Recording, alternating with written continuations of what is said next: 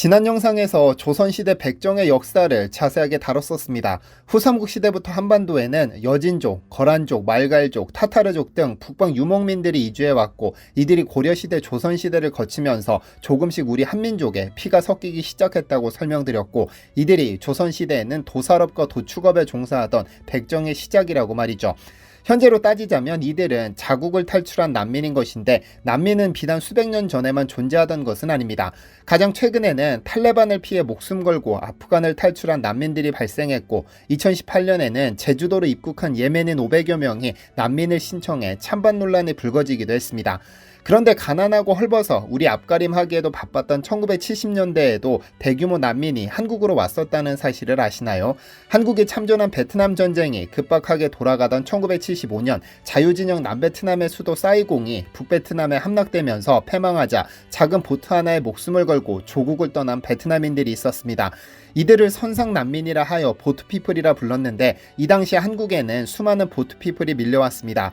한국 해군 상륙함 2정이 988명의 베트남인을 싣고 부산항에 들어왔고, 사이공 남쪽 해상에서 표류하던 베트남 해군 상륙정에서 216명을 한국으로 데려왔습니다. 이들 외에도 보트피플은 꾸준히 한국으로 들어와 한국 사회에 흡수됐죠. 그런데 여기 가장 극적으로 구출된 보트피플이 있습니다. 1976년 26명의 베트남인들이 작은 낚싯배 한 대에 의지해 필사적으로 베트남을 탈출했습니다. 그러나 얼마 지나지 않아 엔진이 고장나버렸고, 이들은 하염없이 망망대해를 떠돌 수밖에 없었는데요. 수분 고갈로 자신이 죽어갈 것을 알면서도 어쩔 수 없이 바닷물로 입술을 축이며 버티던 그때, 그들 앞으로 거대한 선박이 한 척 지나갑니다. 선미에 골든 돌핀이라고 선명하게 쓰인 글자를 확인한 순간 선박에서 구조용 밧줄이 내려왔고, 이들은 다행히 안전하게 구출될 수 있었는데요.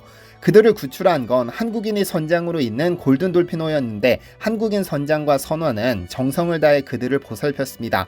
그리고 그 26명 중에는 이제 갓 18살이 된 민청이 있었고, 그는 이 은혜를 절대 잊지 않아야겠다고 다짐하고는 영국으로 건너갑니다. 안녕하세요, 디스멘터리입니다.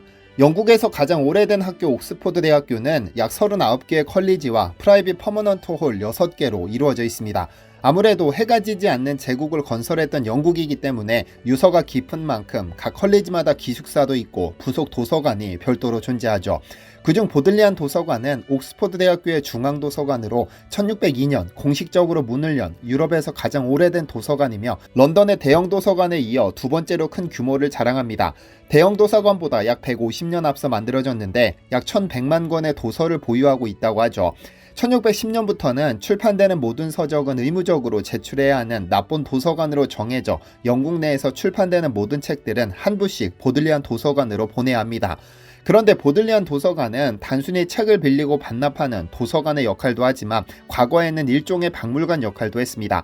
그래서 대형 박물관처럼 전 세계 곳곳에서 수집한 다양한 유물들을 보관하고 있기도 한데, 한국의 역사 문화와 관련하여 중요하고 가치 있는 필사본, 희귀본, 그리고 유물들을 오랜 기간 소장하고 있습니다. 그럼에도 불구하고 자료들은 지하 수장고에 함부로 방치되어 있었고, 학자들은 관심도 갖지 않았습니다. 1976년 베트남에서 탈출한 민청이 사서로 발령받기 전까지 말이죠. 위에서 언급한 한국 선박 골든 돌핀호가 구출한 보트피플 민청이 주인공입니다. 세종대왕이 글자를 모르는 백성들이 쉽게 글자를 읽고 쓸 수 있도록 훈민정음을 창제해 반포한 덕분에 한문 서적들이 한글로 번역되어 수많은 한문 지식이 한글을 통해 백성들에게 전해졌습니다. 물론 이후로 서양에서 들어온 영어로 된 서적도, 라틴어로 된 서적도, 프랑스어로 된 서적도 전부 한글을 통해 번역될 수 있었는데, 이렇게 훌륭한 한글이 국문, 즉 나라의 글자로서 공식적으로 인정된 것은 그로부터 450년이 지난 1894년입니다. 그런데 한글이 국문으로 공식적으로 인정되기 이전에 이미 서양의 성경을 한글로 번역한 인물이 있는데, 바로 영국의 존 로스 목사입니다. 그는 한글로 성경을 인쇄하기 전 소책자, 예수 성교 문답과 예수 성교 전설을 1881년 9월에 시험 인쇄했는데, 이는 한글로 인쇄된 최초의 기독교 문서입니다. 각각 수천 권이 인쇄되어 만주와 일본을 거쳐 한국에 반포됐죠. 이렇게 시험 인쇄에 성공한 로스는 수정을 거쳐 1881년부터 누가복음을, 1882년에는 예수 성교 누가복음 전서라는 한국 최초의 기독교 성서를 발간해 오늘날 한국교회의 초석을 닦았습니다. 그런데 한국 최초의 기독교 문서, 즉 예수 성교 문답이라는 소책자 원본이 바로 보들리안 도서관에 소장되어 있습니다. 1885년 솔로몬 시저 말란 목사가 기증한 것이죠. 종교를 떠나 한국어가 공식 글자로 채택되기 전 만들어진 기독교 문서가 한국이 아닌 영국 옥스포드 대학교 보들리안 도서관에 있는 겁니다.